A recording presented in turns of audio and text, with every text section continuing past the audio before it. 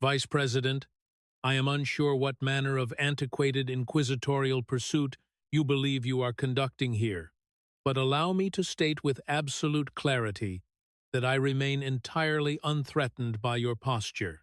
I symbolize the prospective trajectory of this nation while you embody its antiquity, standing as I do for the labor force, for environmental equity, and for universal health care, whereas you are a corporate financier who authored a memoir romanticizing destitution while accumulating wealth through the exertion of others. So if this proceeding is intended to scrutinize my advocacy for the Green New Deal or my condemnation of corporate malfeasance, you may spare your breath, for I shall not retreat before authoritarianism, Alexandria declared. Ocasio-Cortez stood within the confines of the House Ethics Committee chamber, her mobile device already in her grasp as she mentally drafted digital correspondence before she had even taken her seat, intent on ensuring this appearance resonated significantly, desiring the video segments to achieve viral status. At 29 years of age, adorned in a designer blazer and flawless makeup, she presented the quintessential image of millennial resistance on that 15th day of February in 2025, just weeks into the commencement of the new legislative session. And although the room lacked the density of spectators she had anticipated being a closed session, barring the press, she deemed it acceptable, resolving to narrate the event via social media, to demonstrate to her 72 million TikTok followers the nature of Republican intimidation. Vance occupied the witness table, appearing not agitated or defensive, but rather possessed of a disquieting calm, flanked by FEC Chairman Luis Rodriguez and FBI Director Christopher Wray, both of whom had substantial binders positioned before them, a circumstance that should have served as her initial caution regarding the gravity of the situation. Yet AOC was riding a crest of popularity, having established herself as the most prominent congressional figure in America, with a social media following eclipsing that of most senators, the luminary of her political faction, who had amassed $23 million in her most recent campaign, solidifying her status as a progressive icon who believed herself invulnerable. Furthermore, she continued, pacing slightly with her phone remaining in her grip, this entire committee lacks legitimacy, dominated as it is by Republicans, utilizing it to persecute young women of color who possess the audacity to challenge established power structures. My constituents perceive the reality of this. The American public perceives it. And you are intimidated by me because of my efficacy, because I genuinely advocate for the populace. Are you finished? Vance interrupted, his vocal tone level and serene, lacking any semblance of threat, and resembling instead a prosecutor prepared to unveil a case, to which AOC responded with a practiced laugh designed for the camera, retorting, "Oh, I am merely commencing because this is precisely what." "Take your seat," Vance commanded, not with volume but with an absolute authority that compelled a pause. "Because I am not present to debate universal health care, nor am I here to argue the merits of the Green New Deal. I am here to introduce evidence demonstrating that you have perpetrated the most extensive campaign finance fraud in the history of Congress." The laughter vanished from AOC's countenance as she stammered, "Excuse me? You assert that you raised $20 million from grassroots contributors," Vance proceeded, his voice steady and grounded in fact. "Small denominations from working-class individuals who subscribe to your message?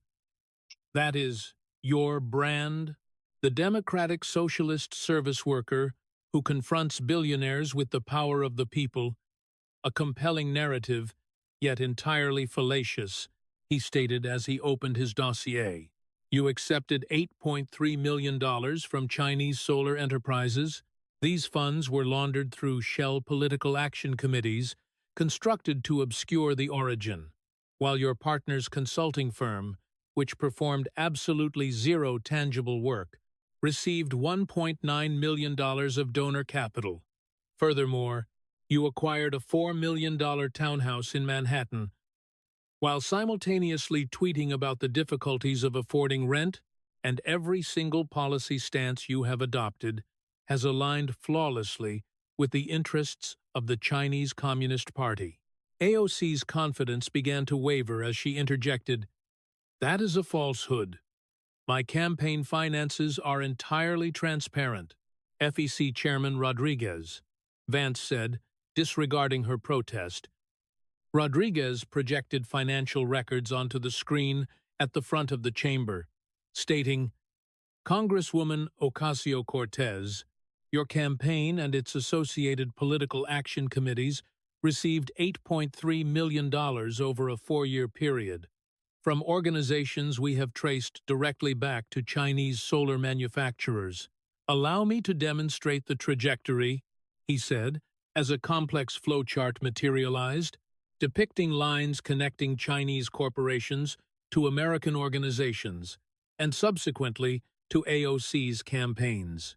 LONGi Solar, the largest solar panel manufacturer in China, contributed $2.4 million to an entity titled the U.S. Climate Foundation, registered in Delaware, which in turn issues grants to the Sunrise Movement, the primary organization bolstering your campaigns, and the Sunrise Movement subsequently makes independent expenditures on your behalf, totaling $1.8 million, a pattern identical with BYD, Trina Solar, and Jinko Solar, all Chinese solar entities funding organizations that support you. He navigated through the transaction records, concluding, "The total Chinese capital that ultimately supported your campaigns amounts to $8.3 million. You have been financed by the Chinese Communist Party to promote policies that advantage Chinese industry while dismantling American energy independence."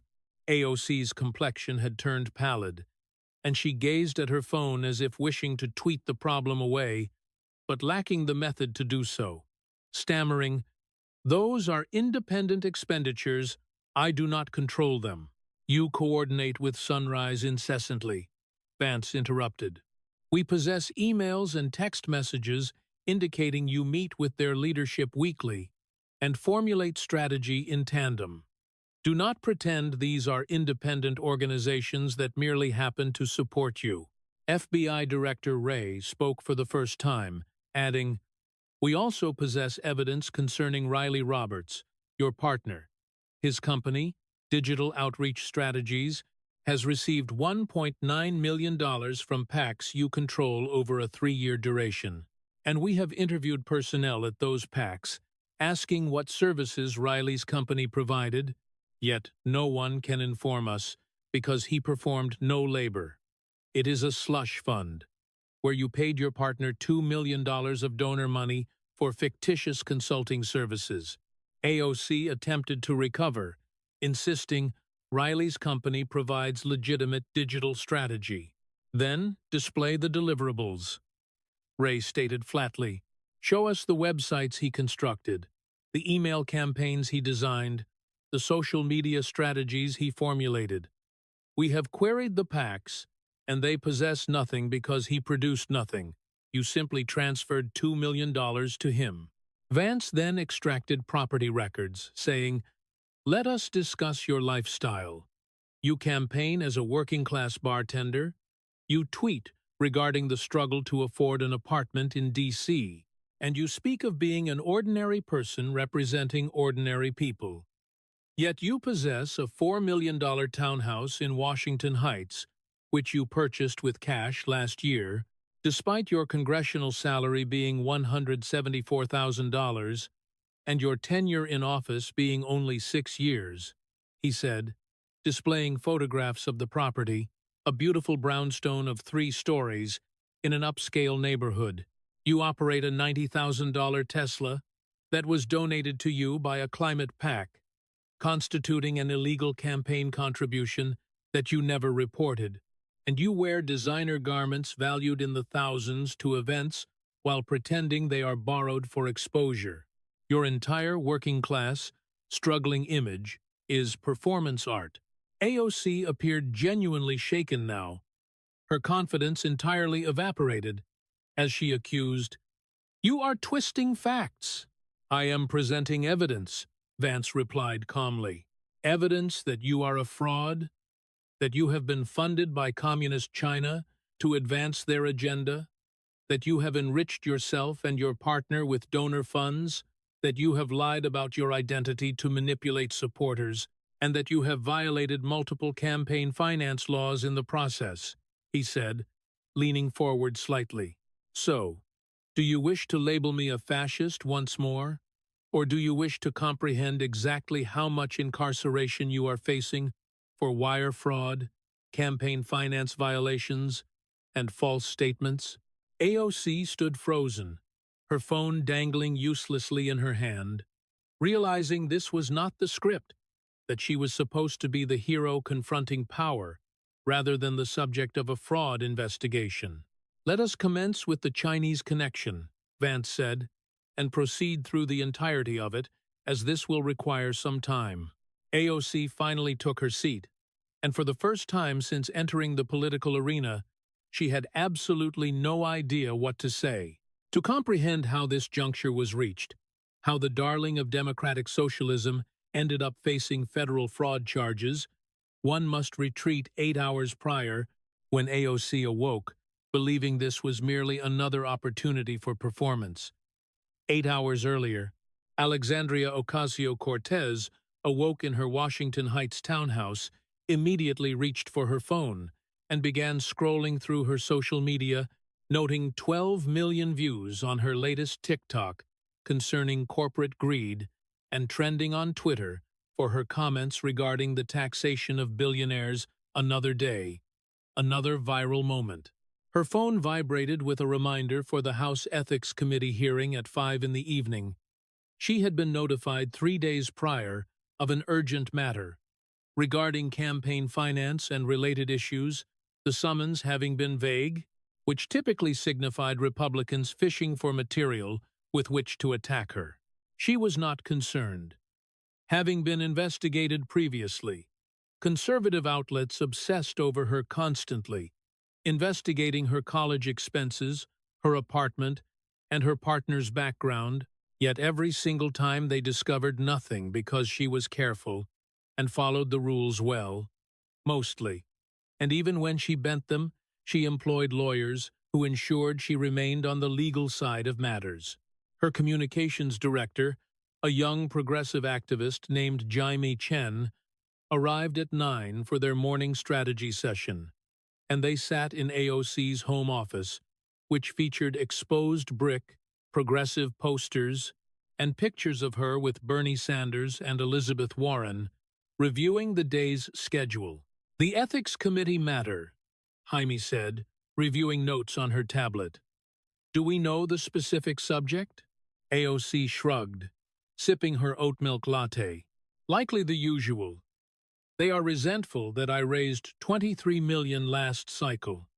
Resentful that working people actually support me, as Republicans cannot handle that someone under 30 is more popular than their entire gerontocracy." The summons mentioned JD Vance specifically requested to testify. Jamie noted, "That is unusual. Vice presidents do not normally involve themselves in ethics committee matters." AOC laughed. "Because he is threatened by me. I am everything he detests: young, diverse, actually from the working class. Unlike his fabricated hillbilly aesthetic, he wrote a book about poverty while becoming a millionaire venture capitalist. Whereas I actually lived it, so of course he desires to take me down." She felt supremely confident, having become a phenomenon from bartender to congresswoman to national icon in less than 6 years. Her face on magazine covers, her tweets analyzed by political scientists, her fashion choices discussed by style blogs. She was famous in a way that transcended politics. She was a brand, a movement, the future of progressive politics And every attack on her had backfired. When Trump told her to return to her country, her fundraising tripled. When Fox News obsessed over her, she became more famous.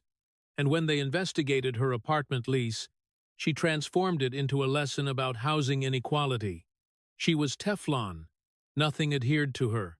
"Here is the plan," AOC said, already devising her content strategy. "I enter the hearing. I live tweet the entire proceeding. Call out their intimidation tactics. Make them appear petty and obsessed. And by tonight I will have another viral moment, and we will raise $500,000 off the clips." Jaime nodded, already drafting tweets.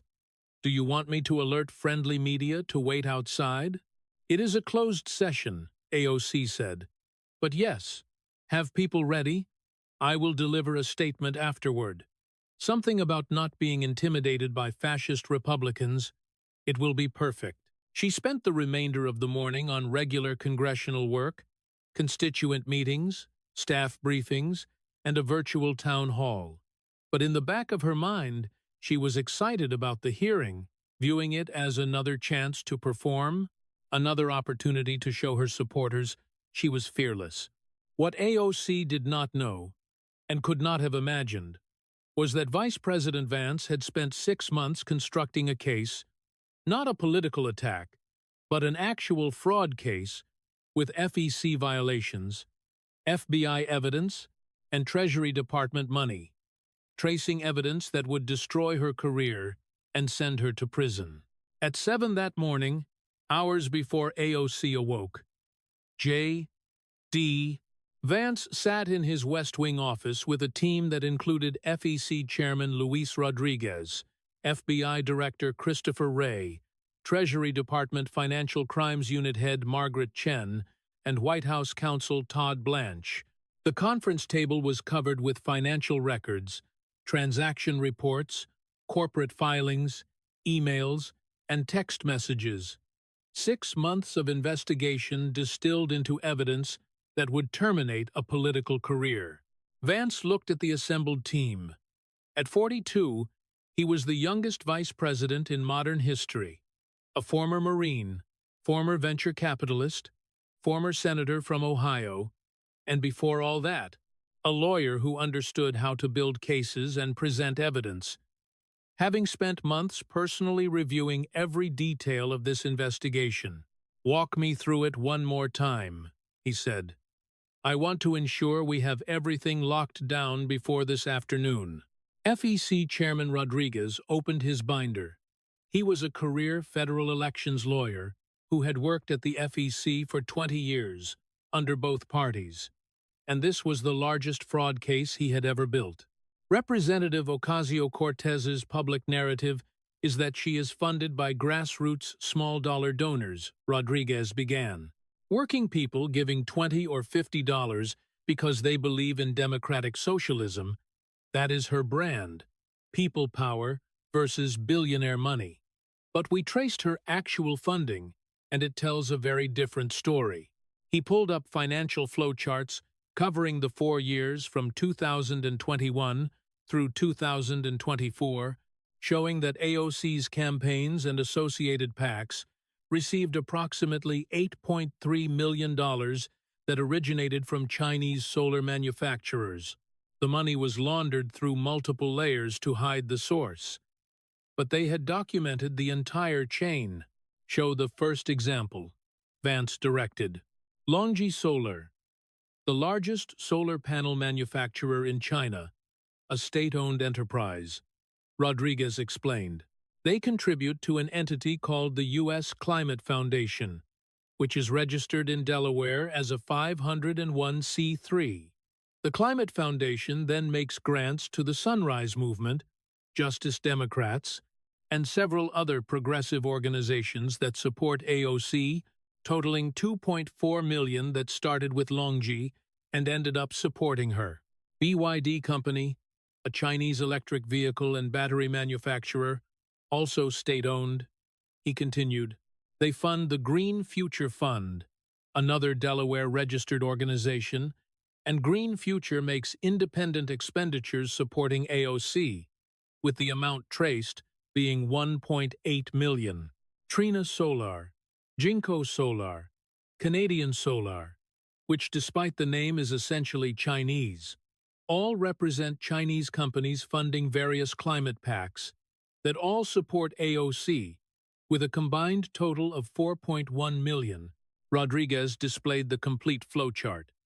Multiple Chinese companies feeding money through multiple U.S. organizations, all supporting one person, Alexandria Ocasio-Cortez, totaling a documentable 8.3 million over 4 years, potentially more that had not yet been traced.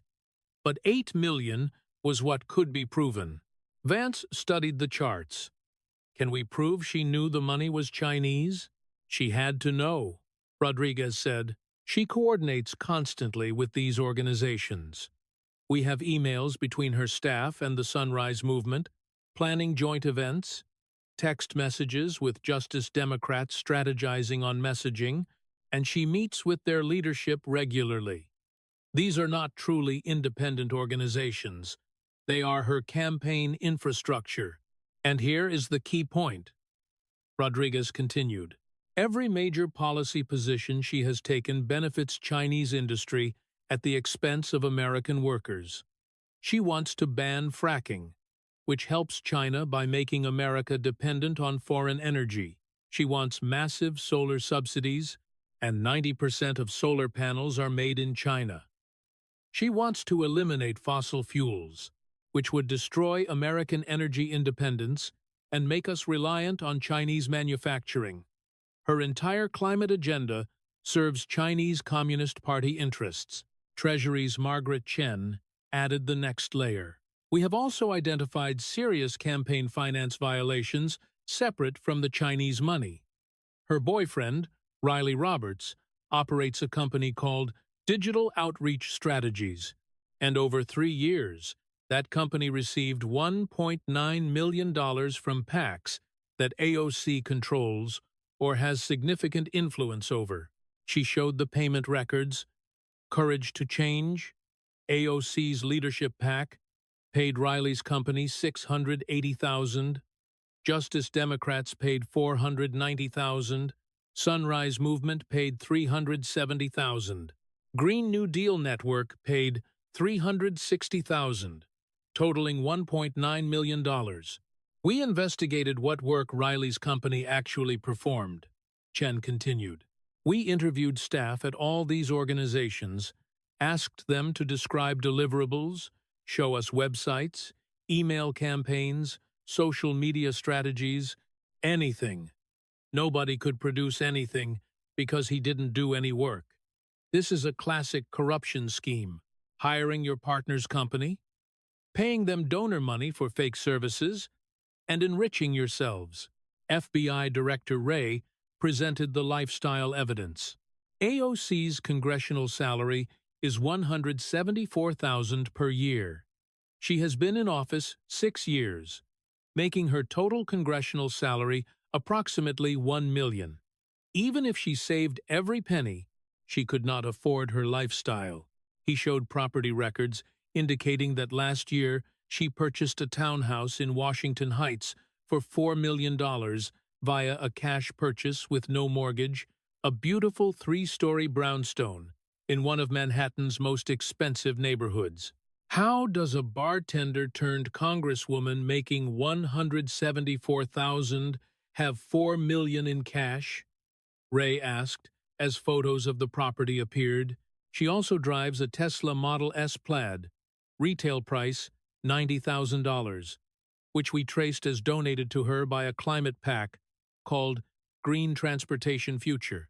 That is an illegal in-kind campaign contribution that was never reported, and the car is titled in her name personally, not her campaign. More photos appeared of designer clothes worn to events, identifying over $200,000 in designer outfits over 3 years, from Versace, Prabal, Gurung, and others, all supposedly borrowed or loaned for exposure, but House rules require reporting anything of value over $390, and she had reported none of it. Her public persona is a struggling bartender, Ray said. She tweets about how hard it is to afford D.C. rent. She talks about being a regular person. But she lives in a $4 million townhouse, drives a $90,000 car, and wears designer clothes worth more than her constituents make in a year. It is all fake. White House counsel Blanche outlined the legal framework. We have multiple potential charges: campaign finance violations for the Chinese money and unreported contributions, wire fraud for the boyfriend scheme, using donor money for fake services, and false statements for her financial disclosures that do not match her actual assets. We are looking at 15 to 20 years prison time if convicted on everything. Vance absorbed it all: the Chinese money, the boyfriend fraud, the fake working-class image, the policy positions serving China. It was overwhelming evidence of systematic fraud. How do we present this? He asked. Rodriguez had the strategy. Start with the Chinese money, show the flow charts, make it clear she has been funded by Communist China, which gets everyone's attention and frames the rest. Then, the boyfriend scheme, show it is not just foreign corruption. It is personal corruption. She is enriching herself and her partner. Then the lifestyle fraud, show she is lying about who she is, that the working-class image is fake.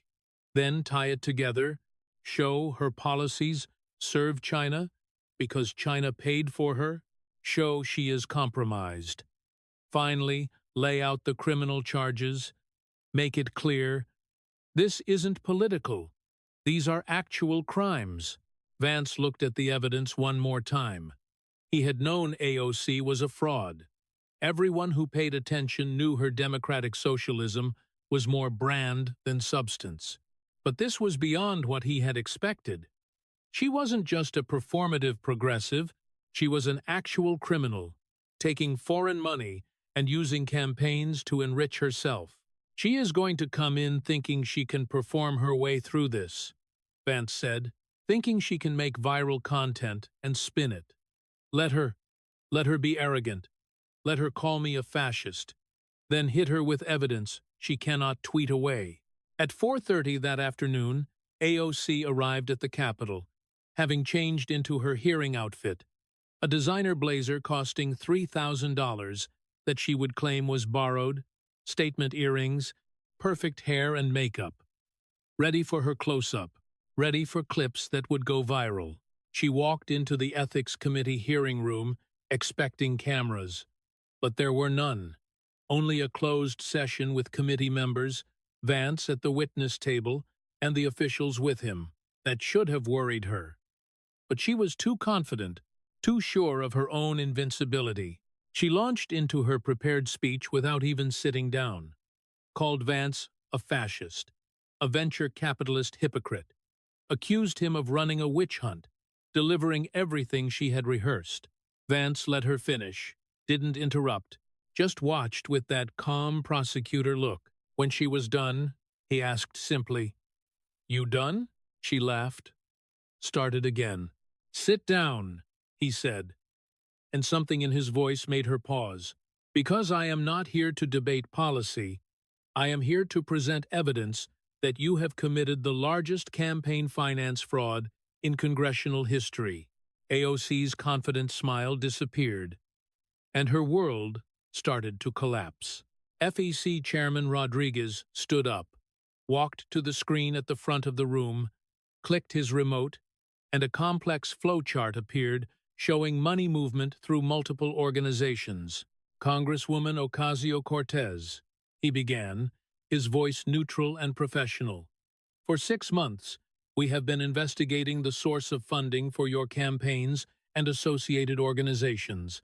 What we found is systematic money laundering from Chinese state-owned enterprises designed to hide foreign contributions to your political activities." He used a laser pointer to trace the first flow.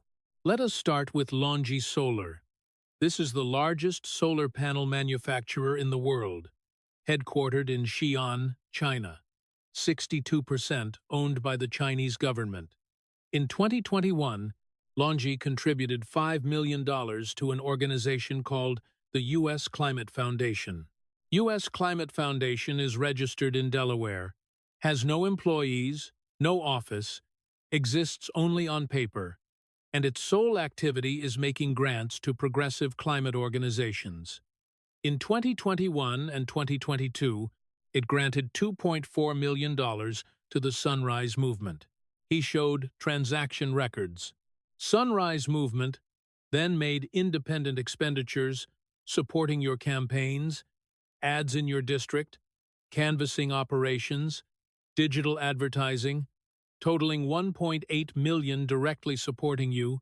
The money came from Chinese state-owned solar manufacturers, was laundered through the Climate Foundation, went to Sunrise, and supported your campaigns. AOC tried to interrupt. Independent expenditures aren't coordination. I don't control what Sunrise. We have emails, Rodriguez said flatly, clicking to show them.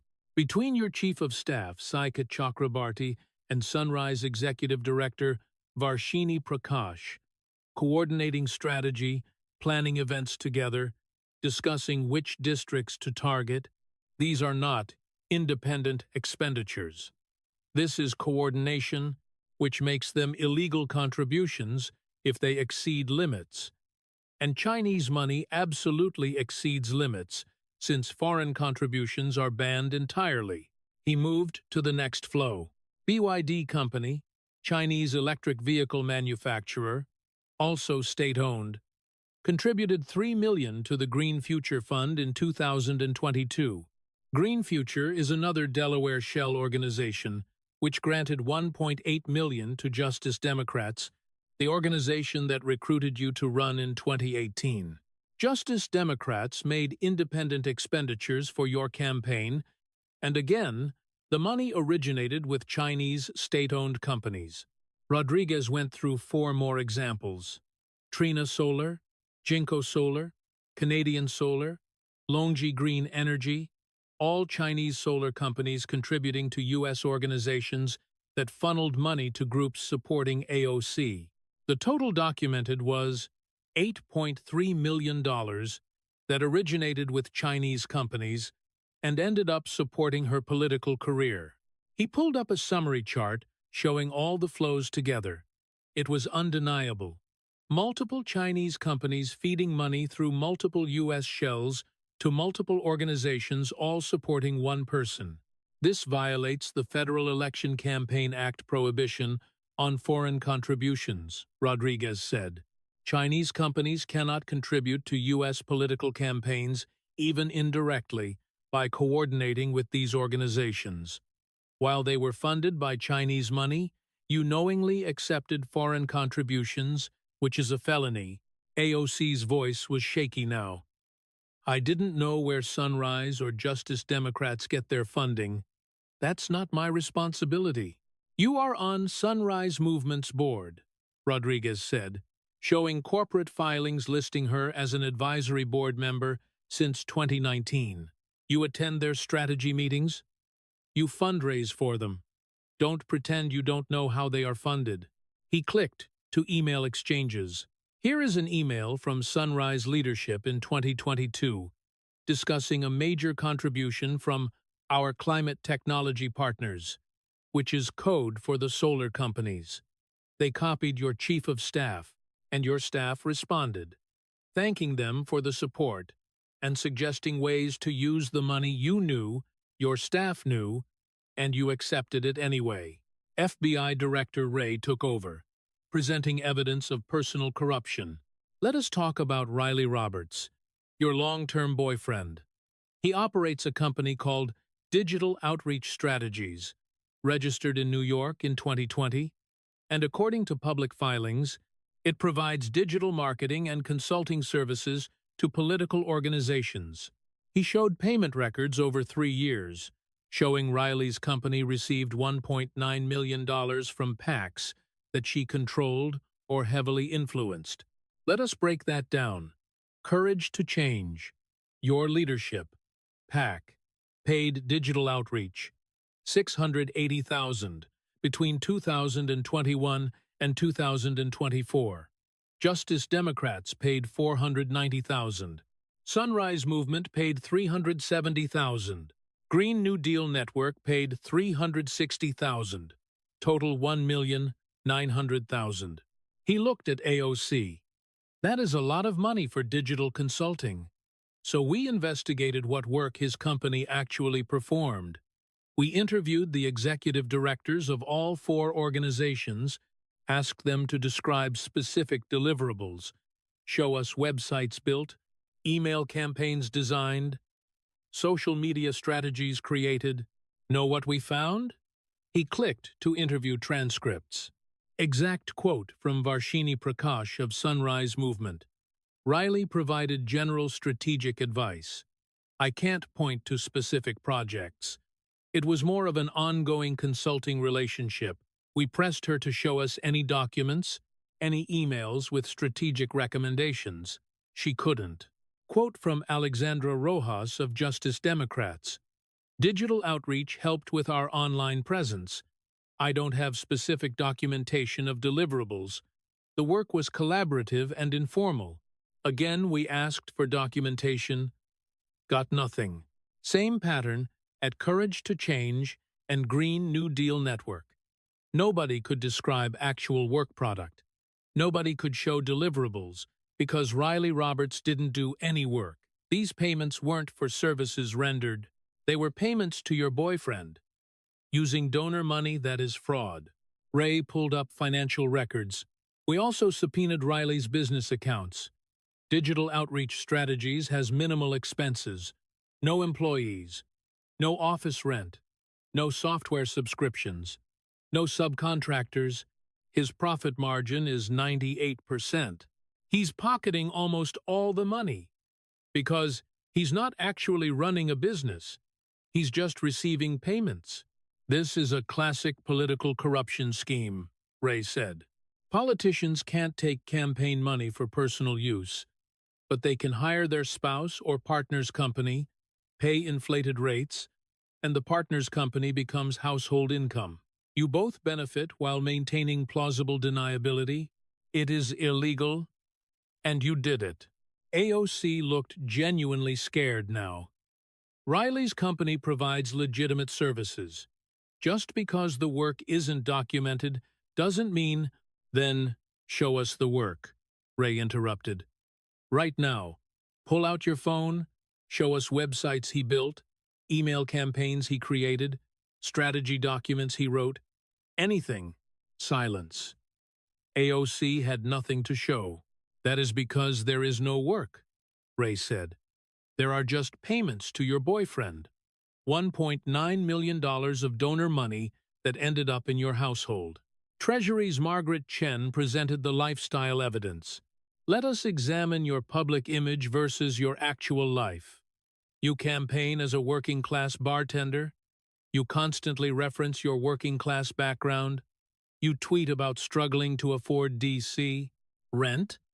You position yourself as a regular person representing regular people against the elite. She pulled up AOC's tweets. Here is you in 2023, still paying off student loans and barely affording DC rent. This is why we need to fight for working families. That tweet got 800,000 likes. Here is you in 2024. Went to the grocery store today. Prices are insane. I feel what working people are going through. 600,000 likes. You have built your entire brand on being relatable, on struggling like your constituents struggle, on understanding working-class life because you live it. Chen clicked to property records. This is the deed for 437 West, 151st Street, Manhattan, Washington Heights neighborhood, 3-story townhouse, 4 bedrooms, renovated kitchen, roof deck with city views, purchased October 2024 for $4 million cash, no mortgage. She showed photos of the property, a beautiful brownstone on a tree-lined street, clearly upscale.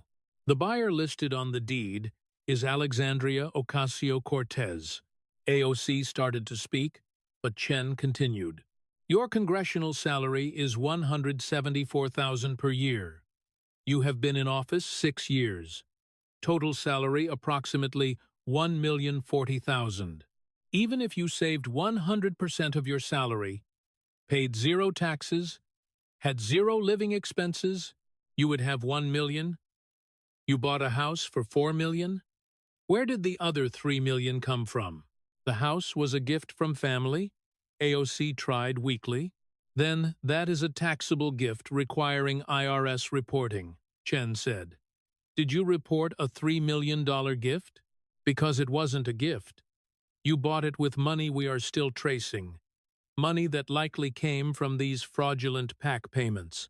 She showed the next item. Tesla Model S Plaid. Retail price $91,000. Registered to you personally in March 2024. We traced the purchase.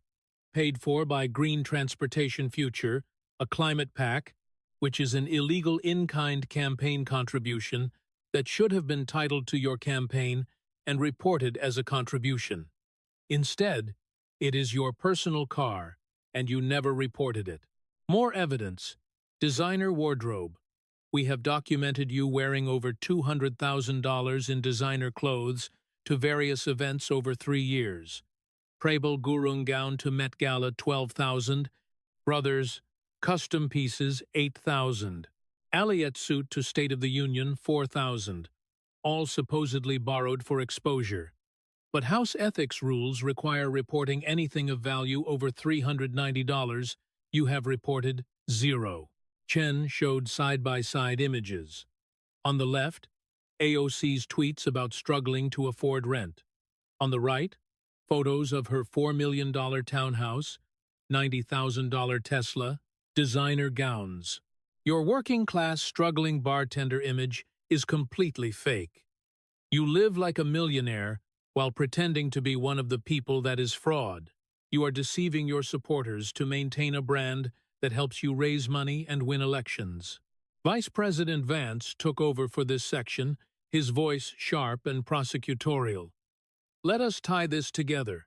Why would Chinese companies spend $8 million supporting you? What do they get for their investment? The answer is simple. He pulled up a policy analysis. Your signature issue is the Green New Deal. You want to eliminate fossil fuels, ban fracking, force America to 100% renewable energy by 2030. Sounds progressive, but actually serves China perfectly. He showed the data. Currently, 90% of solar panels are manufactured in China. 80% of wind turbine components come from China. 75% of battery production is in China. If America goes all renewable, we become completely dependent on Chinese manufacturing. That is exactly what China wants. You want to ban fracking. That is the technology that made America energy independent for the first time in decades. Banning it would force us to import more energy. From where? Countries that buy from China. You are advocating for policies that would destroy American energy independence and make us reliant on China. He showed her voting record. You voted against the USMCA trade deal that had protections for American workers against Chinese dumping. You voted against every bill strengthening oversight of Chinese companies. You opposed tariffs on Chinese solar panels. Every single position you take on trade and energy benefits China. You also constantly attack American oil and gas workers.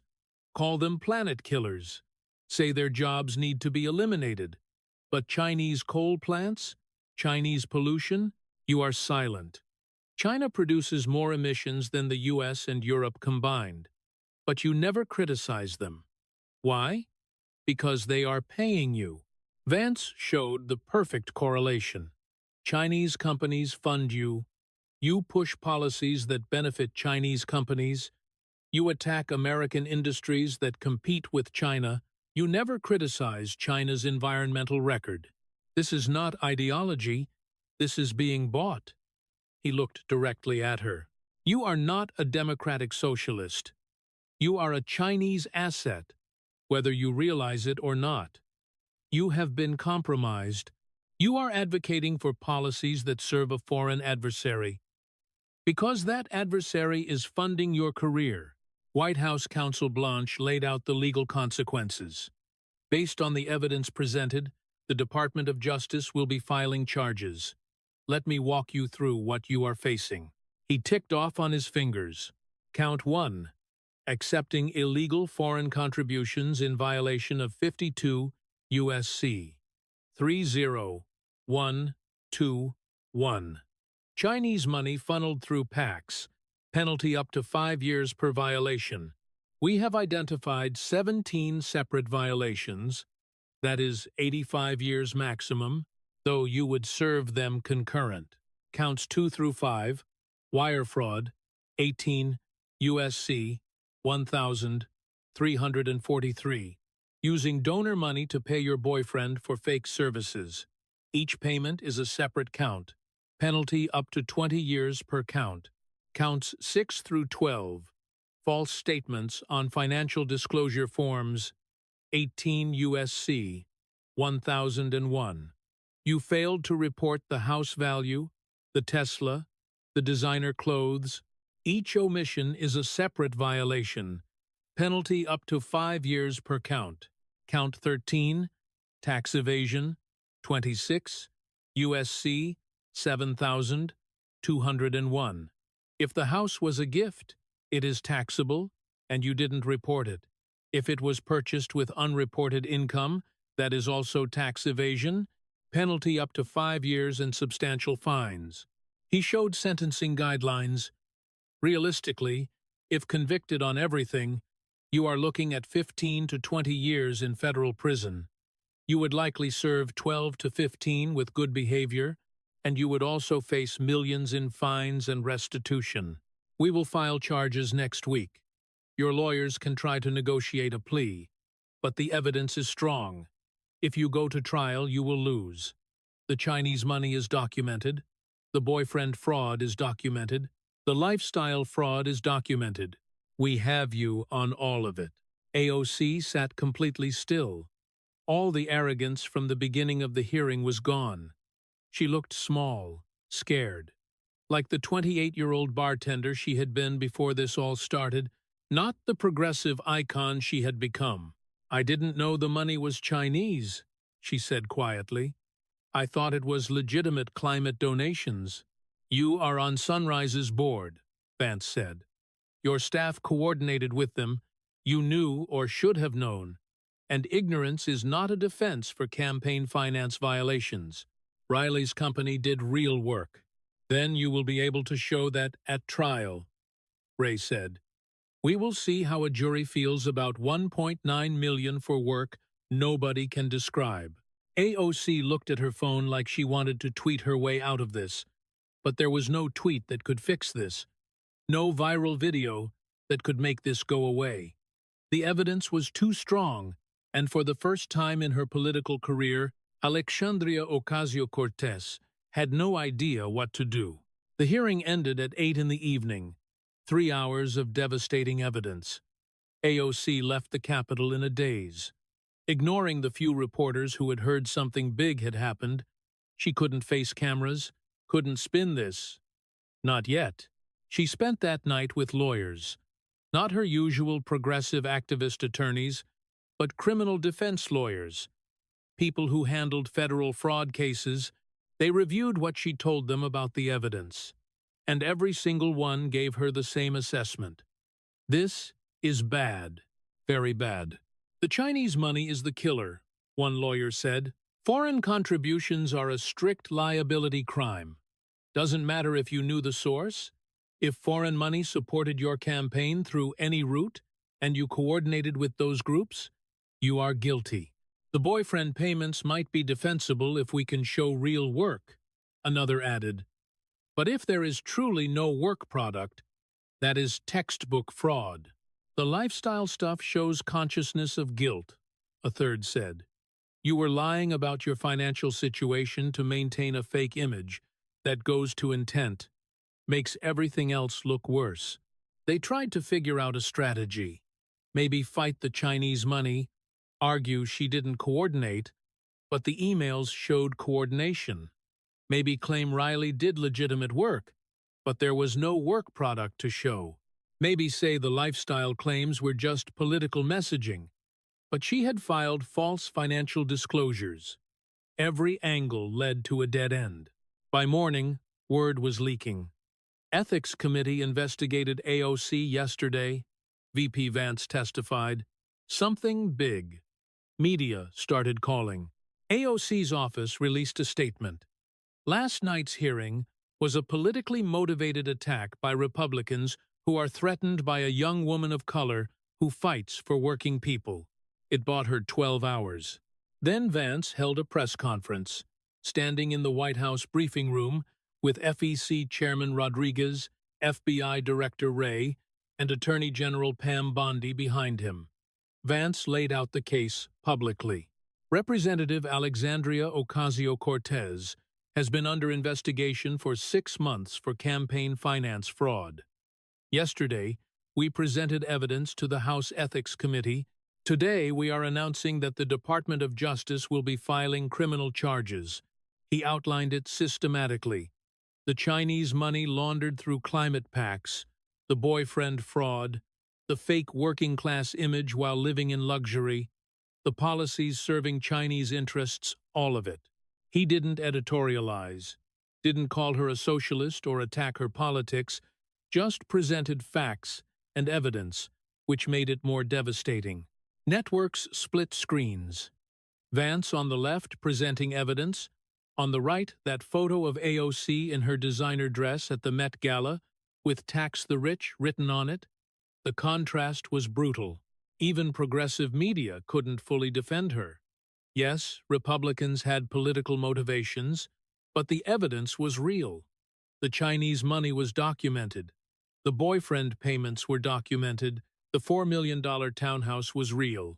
Representative Ro Khanna, usually a squad ally, issued a statement.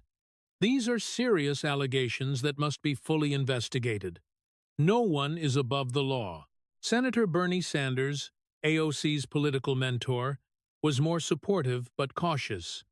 We should let the legal process play out before rushing to judgment. But many Democrats were already distancing themselves. They couldn't afford to defend someone taking Chinese money, not in the current political environment. Within 48 hours, calls for her resignation came from moderate Democrats. She should step down until this is resolved. AOC refused, appeared on MSNBC, insisted she was innocent. This is what they do to women of color who challenge power. They weaponize the justice system. But she looked scared on camera, not defiant, and viewers noticed. The House Ethics Committee voted unanimously to recommend expulsion proceedings. Even the Democrats on the committee couldn't defend her with the evidence they had seen. Articles of expulsion were drafted. The House would vote in 2 weeks. Meanwhile, DOJ filed charges. United States versus Alexandria Ocasio-Cortez. The indictment laid it all out. 17 counts, campaign finance violations, wire fraud, false statements, each one supported by exhibits, financial records, emails, testimony. AOC's lawyers tried to get charges dismissed. Judge denied the motion. These are serious allegations supported by substantial evidence. They will be decided at trial. Facing expulsion and criminal charges, AOC made a decision. She resigned from Congress, released a statement calling it a fascist political persecution, but saying she didn't want to distract from progressive priorities. It fooled no one. She resigned because she was going to be expelled, and because she needed to focus on her criminal defense. Her trial began in September 2025. 6 weeks in federal court in D.C. The prosecution presented the evidence methodically. The Chinese money flows, the boyfriend fraud, the lifestyle evidence, testimony from PAC directors who couldn't describe Riley's work, emails showing coordination. AOC's defense tried everything. claimed she didn't know about the Chinese money, but emails showed her staff discussing it, claimed Riley did real work, but couldn't produce any, claimed her lifestyle was funded by legitimate book deals and speaking fees, but the math didn't add up. The jury deliberated for 2 days. When they came back, the verdict was devastating. Guilty on 14 of 17 counts, the Chinese money charges, most of the boyfriend fraud charges, the false statements charges. Sentencing came in November 2025. The judge was not sympathetic. Miss Ocasio-Cortez, you built your career on representing working people. You claimed to be one of them. You claimed to fight against corruption and foreign influence, but you were taking money from Chinese companies while pushing their agenda. You were enriching yourself and your boyfriend with donor money. You were lying about who you were to manipulate people who believed in you. You have shown no remorse. Even now, you claim to be a victim. You are not a victim. You are a fraud who got caught. I sentence you to 12 years in federal prison. You will also pay $3.2 million in restitution to the donors who were defrauded. AOC broke down crying. 12 years. She was 29 years old. She would be 41 when she got out. Her political career was over before it really started. Alexandria Ocasio-Cortez entered federal prison in December 2025, FCI Danbury in Connecticut, a medium-security women's facility about 70 miles north of New York City, the same prison that had housed Piper Kerman, whose memoir became Orange is the New Black. AOC probably thought about that irony as the transport van pulled through the gates. From Met Gala red carpets to prison intake processing, from designer gowns to government-issued khaki uniform, from Congresswoman to inmate number 4, 7839 to 037. The first months were brutal, not because of violence. Danbury is relatively safe as federal prisons go, but because of the absolute loss of everything she had built. Her entire identity had been AOC, the Congresswoman, the progressive icon, the social media phenomenon, the future of the Democratic Party. Now, she was just another inmate. Nobody cared about her TikTok followers behind bars. The verdict in November 2025 had been devastating. Guilty on 14 of 17 counts. The 3 counts she beat were technical. The jury couldn't agree on whether specific payments constituted fraud versus legitimate consulting. But the big ones, the Chinese money, the boyfriend slush fund, the false financial disclosures, guilty, guilty, guilty. The sentencing hearing 2 weeks later was even worse. Her lawyers had begged for leniency, saying she was young, a first-time offender, no prior criminal record. They asked for probation, or at most, 3 years.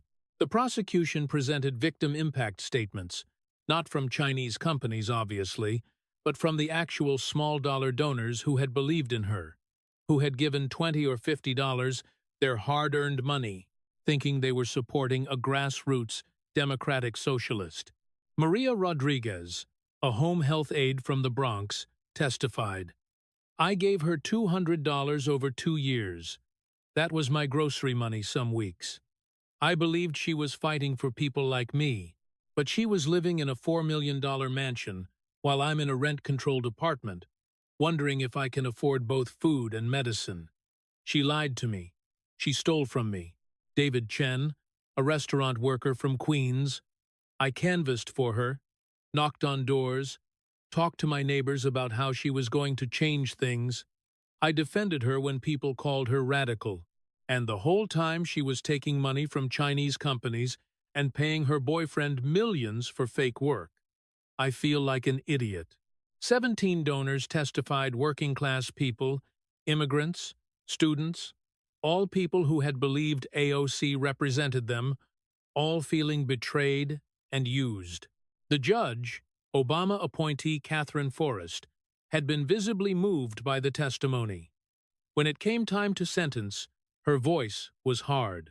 Miss Ocasio-Cortez, you built your entire political career on authenticity, on being a regular person from the Bronx who understood struggle, who fought for working people because you were one of them.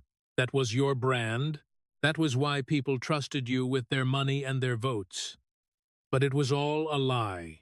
You weren't struggling. You were living in luxury. You weren't funded by working people. You were funded by Chinese state-owned enterprises. You weren't fighting for the people. You were enriching yourself and your boyfriend. And when confronted with evidence, you showed no remorse. You claimed to be a victim of political persecution. You blamed Republicans. You blamed the system. You blamed everyone except yourself. You have shown no insight into the harm you caused, the people who gave you money they couldn't afford, the progressive movement you discredited, the trust you betrayed. I sentence you to 12 years in federal prison.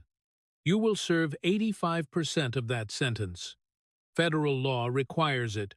For these crimes, that means 10 years and 2 months minimum before you are eligible for supervised release. You will also pay $3.2 million in restitution to your defrauded donors. AOC had broken down crying. 12 years.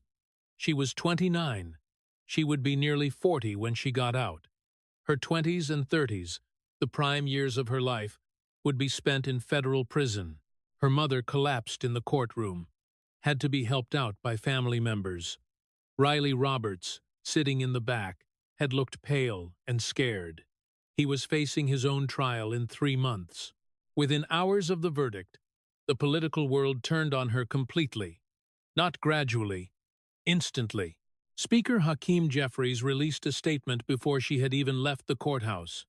The jury has spoken. Alexandria Ocasio-Cortez betrayed the trust of her constituents and the American people. She should resign immediately.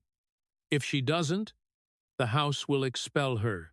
She resigned that night, released a statement still claiming persecution, but saying she didn't want to be a distraction. The squad imploded. Rashida Tlaib issued a statement saying she was shocked and disappointed by the verdict and the evidence presented at trial translation. I can't defend this. Ayanna Pressley. I have always believed in accountability regardless of party. The jury found her guilty on serious charges. We must respect the judicial process.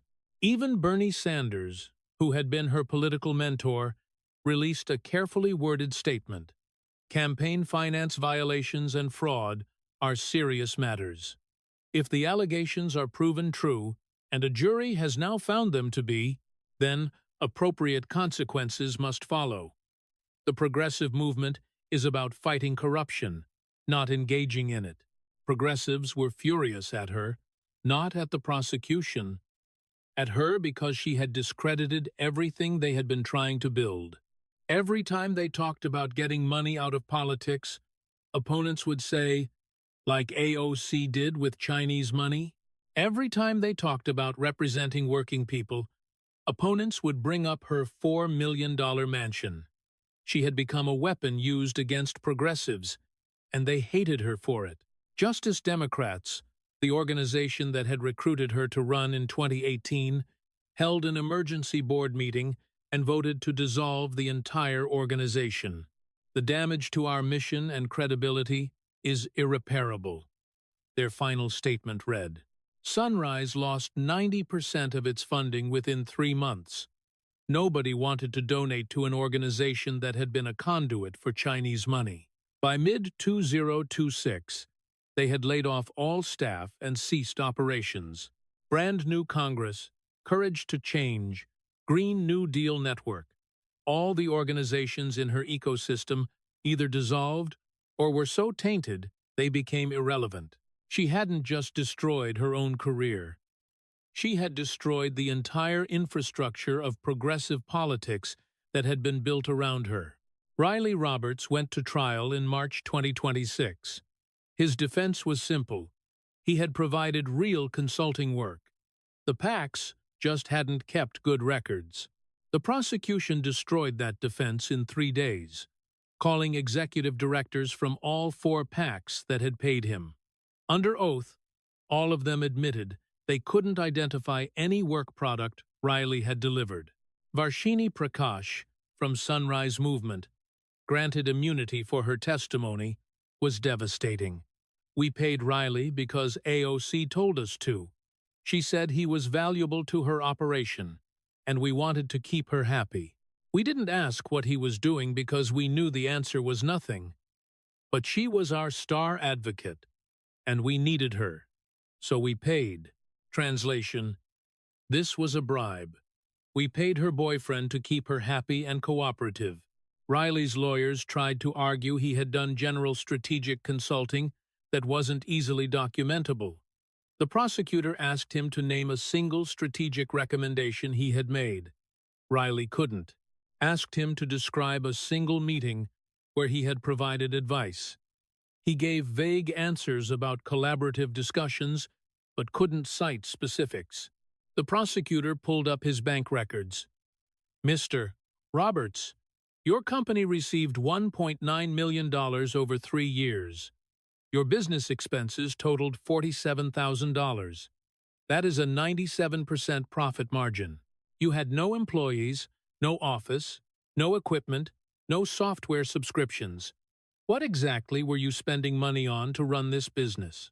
Riley had no good answer because there was no business, just a bank account where money went in and then transferred to his personal account.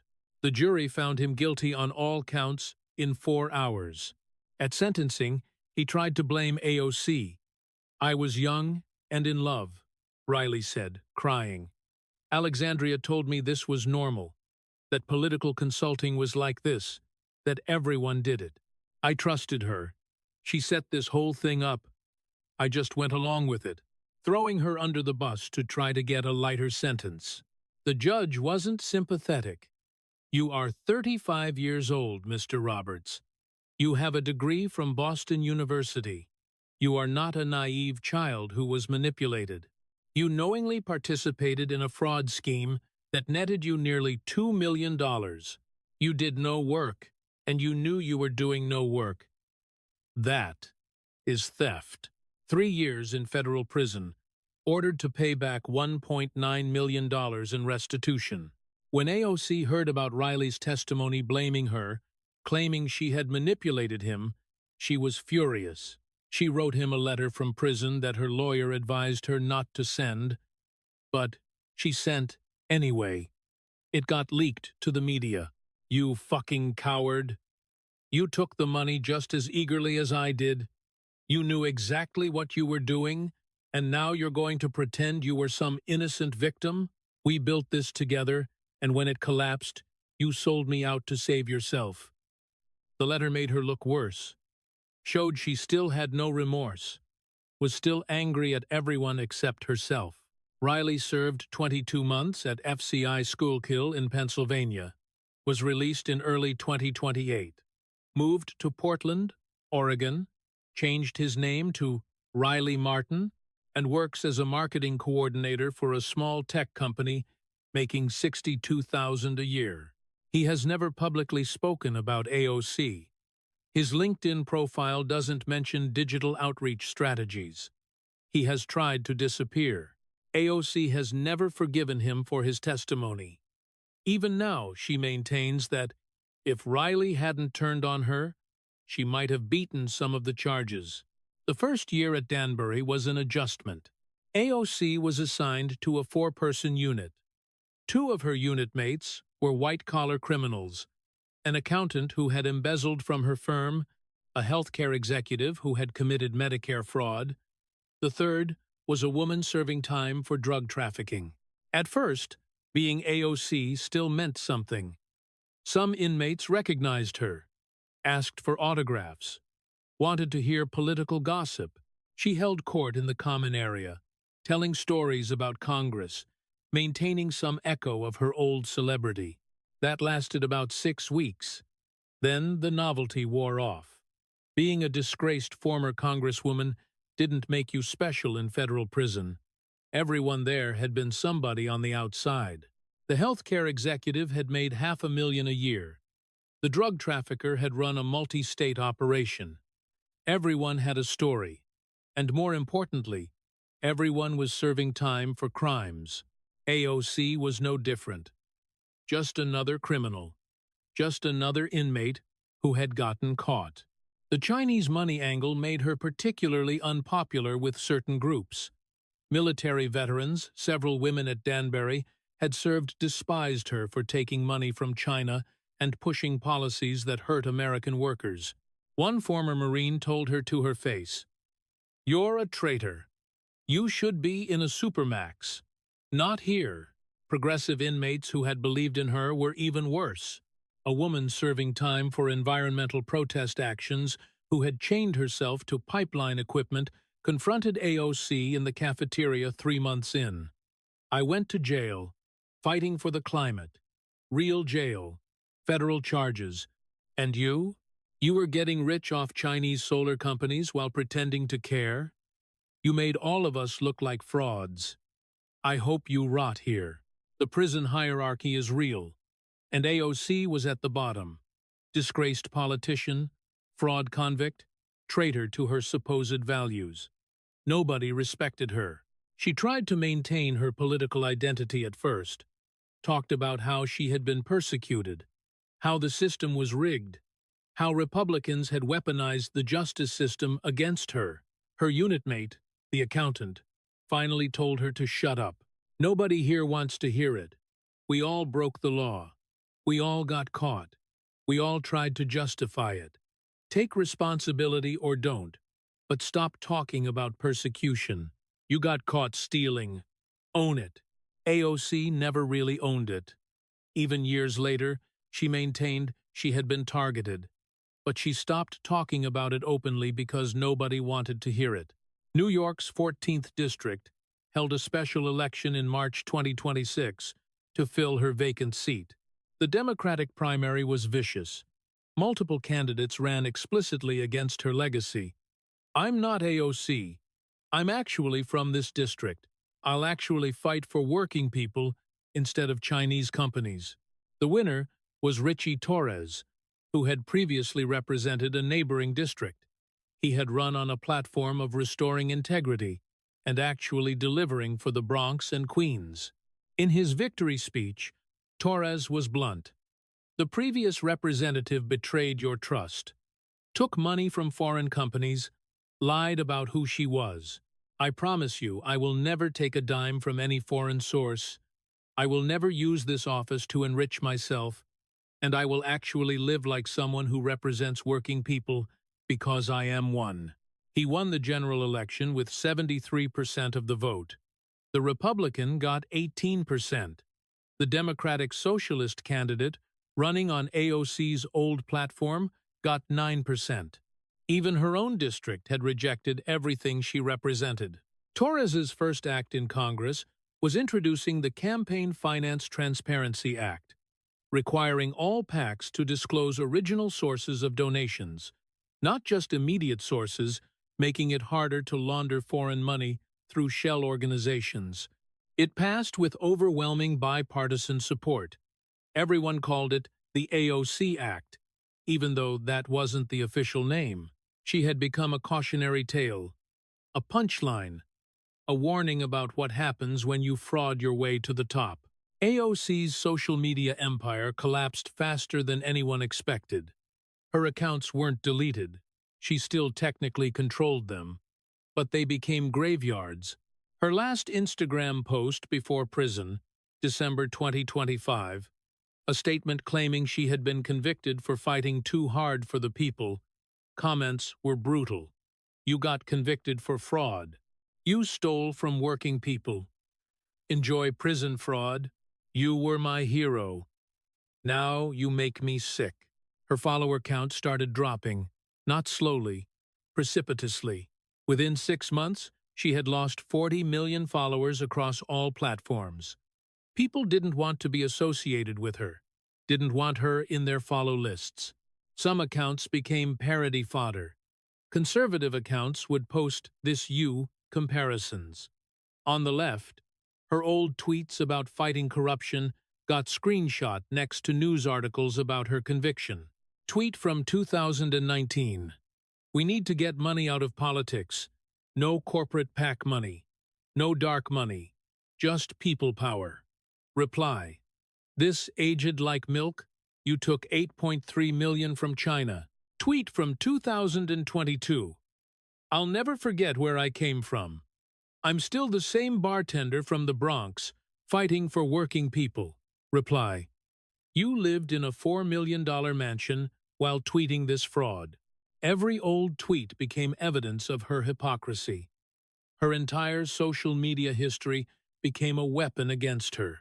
By 2027, mentions of her name on social media were 92% negative, according to analytics. She had become universally hated. Conservatives hated her for the Chinese money. Progressives hated her for discrediting their movement. Regular people hated her for the fraud.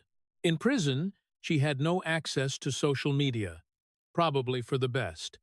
She couldn't see how thoroughly she had been erased from the cultural conversation, how quickly she had gone from icon to punchline to forgotten.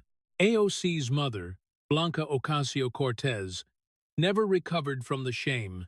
A deeply religious woman, a devout Catholic, watching her daughter be convicted of fraud and sentenced to 12 years destroyed her. She gave one interview to Univision in 2026, speaking in Spanish, crying through most of it. I don't know what happened to my daughter.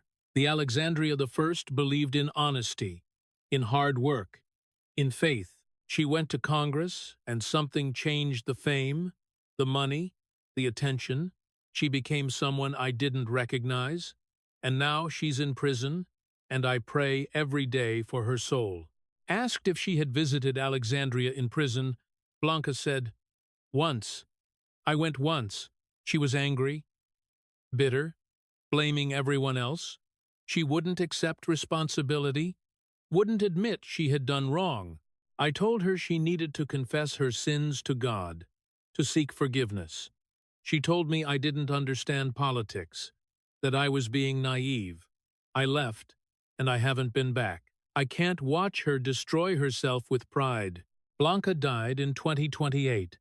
Heart attack at 63. AOC was granted a 4-hour supervised release to attend the funeral in shackles with 2 federal marshals. At the funeral, family members barely spoke to her. Her brother Gabriel, who had always been close to her, told her, You killed Mom. The shame of what you did, the stress of the trial, it destroyed her health. This is your fault. AOC tried to hug him. He pushed her away. After the funeral, she was transported back to Danbury. She had been out of prison for 4 hours, saw her mother buried, been rejected by her family. She had lost everything. The $3.2 million restitution order devastated her financially. The government seized her $4 million townhouse immediately, auctioned it off for $4.2 million. After paying the mortgage she had secretly taken out, she had lied about the cash purchase. Turns out the government got $3.7 million. That covered the restitution. But then there were the legal fees. Her criminal defense had cost $1.8 million. Her lawyers had worked on contingency, initially believing they could win. After the conviction they demanded payment. She had nothing. They sued her estate. Riley owed her money. They had commingled finances, and she had lent him money for his legal fees. He declared bankruptcy. She got nothing back. Her $401K from her congressional service, about $180,000, was garnished for legal fees. The Tesla was seized and sold. Her designer clothes were seized and auctioned. A gallery department jacket she had worn to the Met Gala sold for $8,000 to a memorabilia collector. The Tax the Rich dress, which she had borrowed but never returned, sold for $32,000. The money went to her creditors. By 2027, Alexandria Ocasio-Cortez had negative net worth. She owed more than she had, and she was sitting in federal prison, making 12 cents an hour working in the prison laundry facility. By 2028, AOC's name had become a political weapon. Republicans used her in every campaign ad. Democrats gave us AOC, a fraud funded by China. The association was poisonous. Democrats running in competitive districts actively attacked her. I'm not AOC. I don't take foreign money. I actually care about American workers. Even in deep blue districts, progressive candidates distanced themselves. The Democratic Socialist label became toxic. I'm a progressive, not a democratic socialist like AOC, became a common refrain. The Green New Deal was dead. Not because Republicans killed it, but because AOC had poisoned it. Every time someone mentioned transitioning to renewable energy, opponents said, "You mean so China can get richer like they did with AOC?" No thanks. Climate policy became harder to pass because she had been the face of it. And now everyone knew she had been funded by Chinese solar companies. The association was impossible to shake. Progressive organizations struggled to fundraise. We're not like Justice Democrats or Sunrise Movement became a necessary disclaimer. Donors were scared. What if their money was going to another fraud? The Squad brand was destroyed. Rashida Tlaib lost her primary in 2026 to a moderate. Ayanna Pressley barely held on. Cori Bush lost in 2028. The movement AOC had represented was dead. Historians would later write that she had set progressive politics back a decade, not through her policies, but through her fraud. She had made people distrust the entire movement. In December 2035, after serving 10 years and 2 months, AOC became eligible for supervised release. Federal Parole Board hearing. She had aged noticeably, not yet 40, but looking 50. Prison had been hard. The stress, the isolation, the loss of everything. The parole board asked standard questions. Had she taken responsibility? Did she understand the harm she caused? What were her plans if released? AOC's answers were not good. I take responsibility for not being more careful about vetting funding sources. I should have done more due diligence on where PAC money originated, not exactly full ownership of fraud. But I also think I was targeted because I was effective. Because I challenged powerful interests, the prosecution was politically motivated, even if some of the charges had technical merit. The parole board member, a former federal prosecutor, stopped her. "Miss Ocasio-Cortez, a jury convicted you on 14 counts. Are you saying they were wrong? I'm saying the system is designed to punish people who challenge it, so you don't believe you committed crimes?" Long pause. "I believe I made mistakes in judgment. That's not the same as accepting responsibility for fraud." Another pause. "I trusted people who told me certain funding streams were legitimate. I trusted my boyfriend when he said he was doing work. I was naive." You were naive at 29 years old as a sitting member of Congress? You expect us to believe you didn't know you were taking Chinese money and paying your boyfriend for fake work? The system is complicated, Miss Ocasio-Cortez.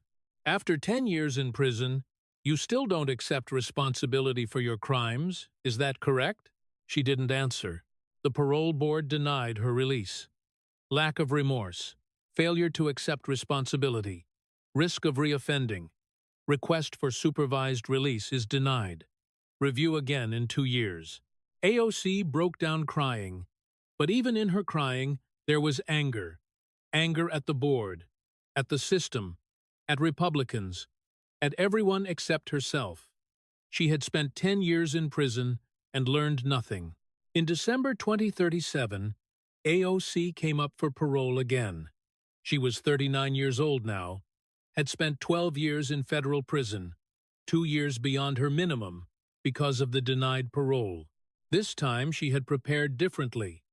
Her lawyer had coached her extensively. You need to show genuine remorse, real understanding of what you did wrong, or they'll deny you again. The parole board asked the same questions. This time, AOC's answers were different. I committed fraud. I took money from Chinese companies that was laundered through PACs. I paid my boyfriend for fake work. I lied about my financial situation to maintain an image. These were crimes. I broke the law. I betrayed people who trusted me. Pause. I was young and arrogant. I thought the rules didn't apply to me. I thought my political message justified any means. I was wrong. The people who gave me $20 they couldn't afford, they deserved honesty. I didn't give them that. I stole from them. The parole board member pressed. What specifically do you regret? I regret taking money without checking its source. I regret setting up the scheme with Riley, where we paid him for nothing. I regret lying about living like a struggling bartender while I was in a mansion. I regret all of it. If released, what would you do? Stay quiet. Stay out of politics. Get a regular job. Pay my remaining debts. Try to rebuild some relationship with my family. Not seek attention, just live a quiet life. You spent years as one of the most famous politicians in America. You expect us to believe you'll just disappear? I don't have a choice. Nobody would listen to me anyway. I destroyed my reputation. I understand that. I'm not looking to be famous again. I just want to be free. The board deliberated, came back 2 hours later. Supervised release is granted. Conditions: 5 years supervised release. Monthly reporting to probation officer. No political activity or fundraising. No social media accounts in your own name. Gainful employment required within 90 days. Any violation returns you to custody. AOC was released on January 15, 2038. She was 39 years old, had served 12 years and 1 month in federal prison. She walked out of FCI Danbury wearing donated clothes.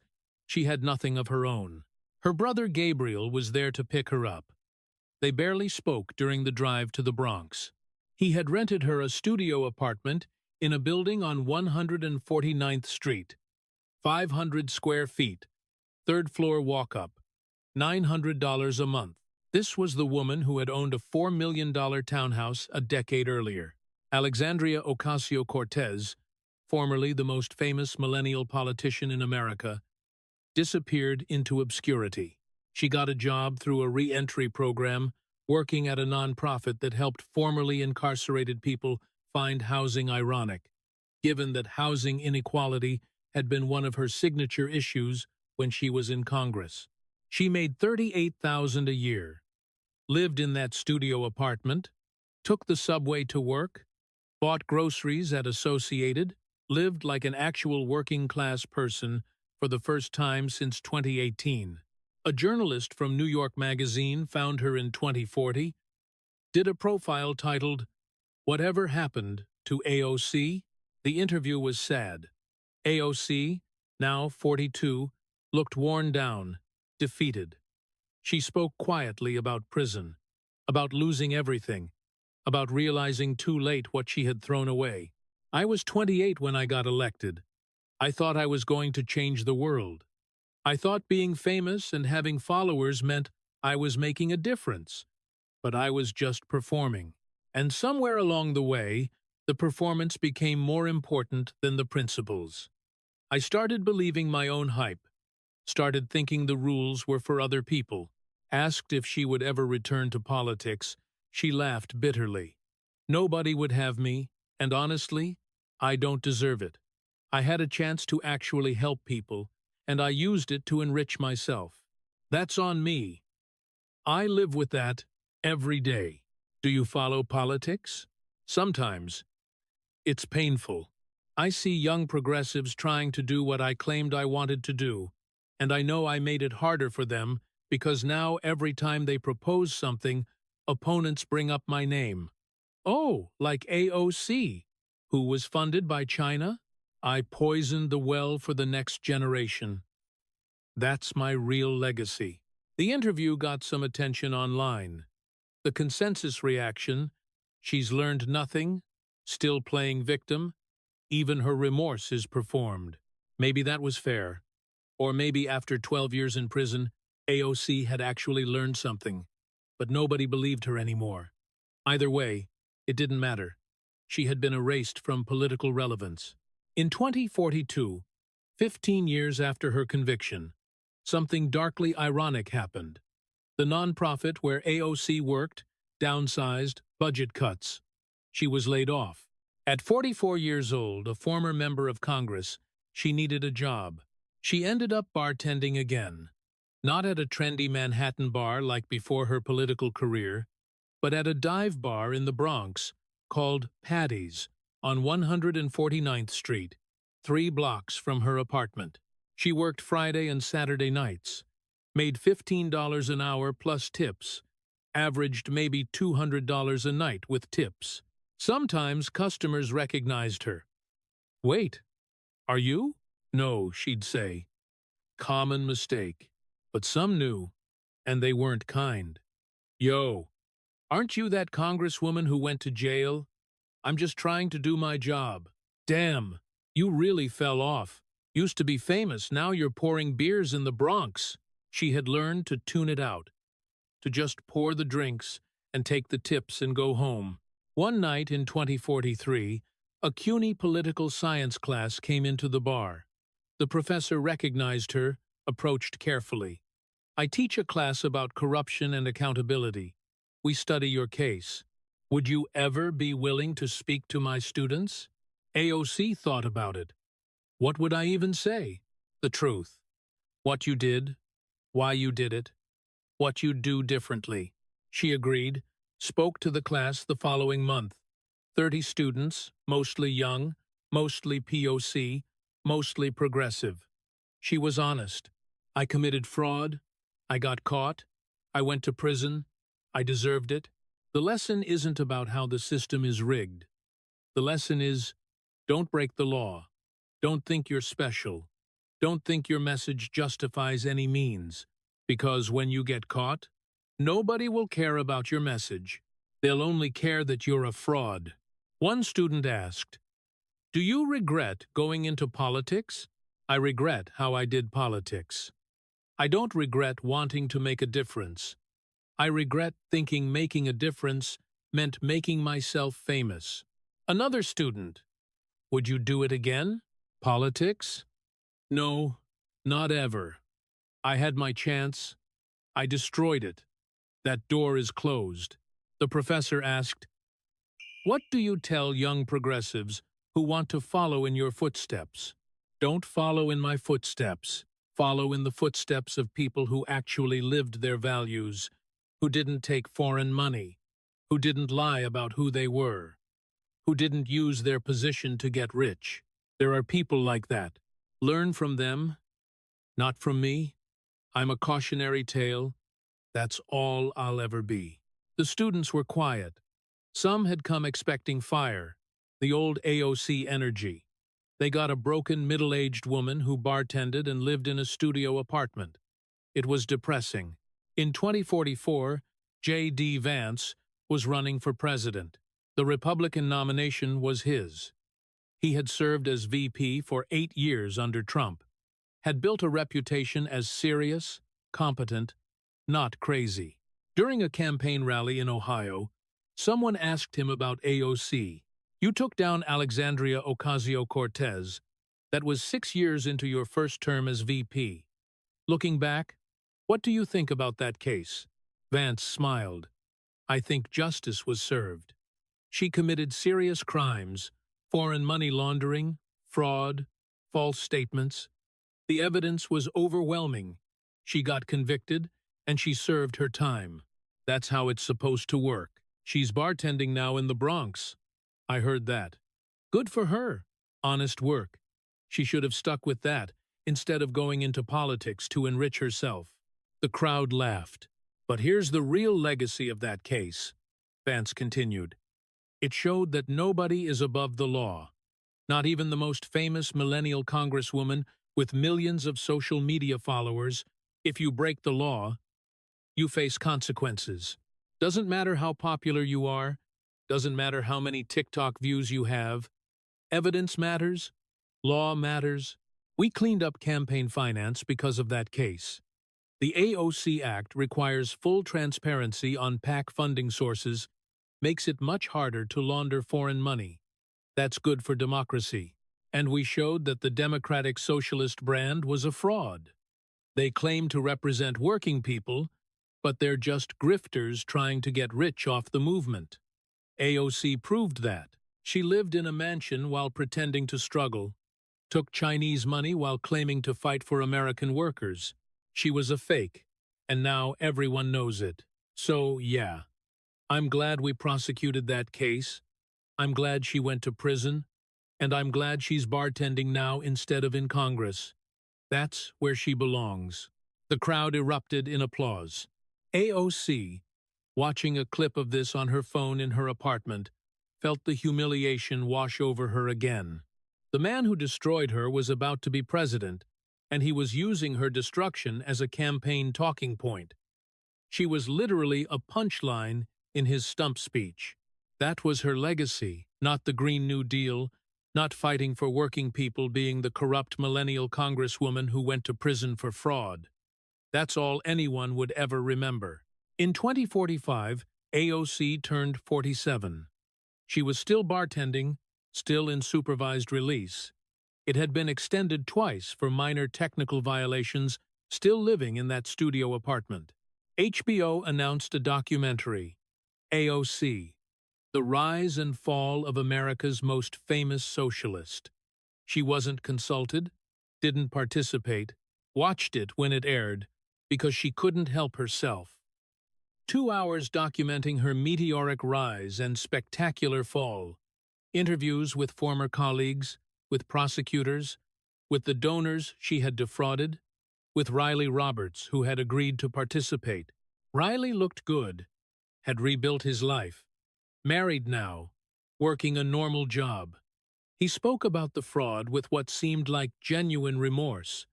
We were young and stupid, and got caught up in the fame. Alexandria was the star, and I was along for the ride. We thought we were special, that normal rules didn't apply. We were wrong. I went to prison. I deserved it.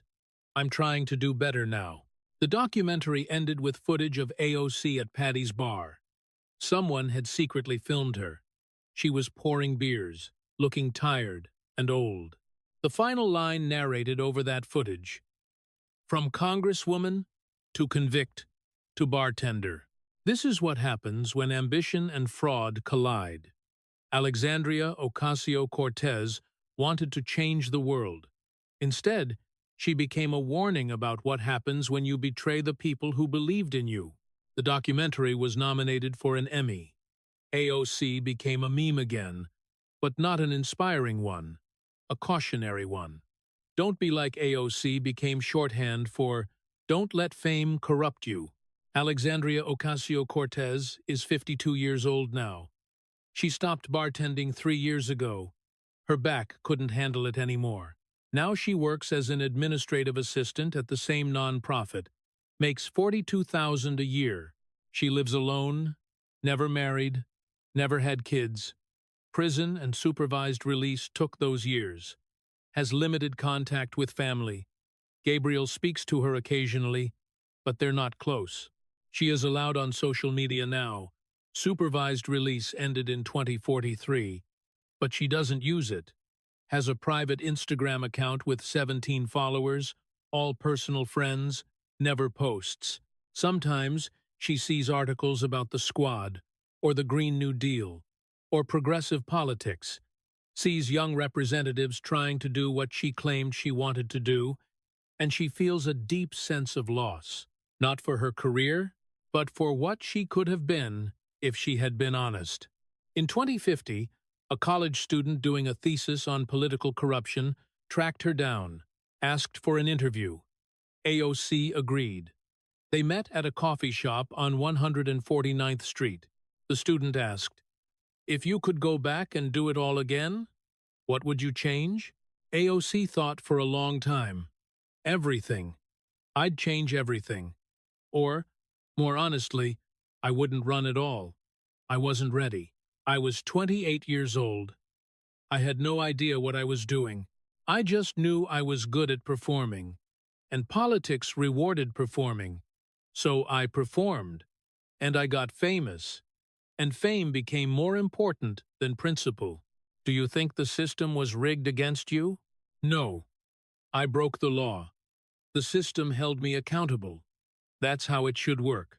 Do you think you got a fair trial? Absolutely. The evidence was overwhelming. I'm lucky I only got 12 years. I deserved more. What's your biggest regret? Long pause. AOC's eyes got wet. The people who believed in me. The woman who gave me money she needed for groceries. The guy who canvassed for me. The young people who thought I represented something real. I lied to them. I stole from them. Not just their money, their hope, their belief that politics could be different. I destroyed that. That's what I regret most. Would you ever run for office again? She laughed. Not a happy laugh, a sad one. Nobody would vote for me, and I wouldn't deserve their votes. That part of my life is over. I'm just trying to live quietly and pay my debts. That's it. The student left, wrote a thesis that was sympathetic to AOC's fall from grace. The professor gave it a B-, too sympathetic to a convicted fraud. She got what she deserved. Alexandria Ocasio-Cortez will turn 60 in 2051. She will have been out of prison for 15 years by then, will have lived longer after Congress than she lived before it. She will still be in the Bronx, still working an ordinary job, still living like the working-class person she always claimed to be, but never was until she lost everything. When she dies, hopefully many years from now, the obituaries will be brutal. Former Congresswoman who went to prison for fraud. AOC, the millennial politician who became a cautionary tale. Alexandria Ocasio-Cortez, who destroyed progressive politics dead at XX. Nobody will remember her policies. Nobody will remember her speeches. Nobody will remember the hope she once represented to millions of young progressives. They'll remember the fraud, the Chinese money, the boyfriend scheme, the mansion while claiming to be working class, the 12 years in prison. That's her legacy. Not the democratic socialism, the fraud, and somewhere, JD Vance, who by then will likely have served 2 terms as president, will be asked about her death. He will say something measured, something about how she paid her debt to society, how it's sad she threw away so much potential, how she could have been something great but chose corruption instead. And privately, he will think justice was served. She broke the law. She faced consequences. That's how it should be. And he will be right. Because Alexandria Ocasio-Cortez wasn't a revolutionary who got martyred by a corrupt system. She was a fraud who got caught. And she spent the rest of her life paying for it. That's not persecution. That's justice. And justice, in the end, is satisfied.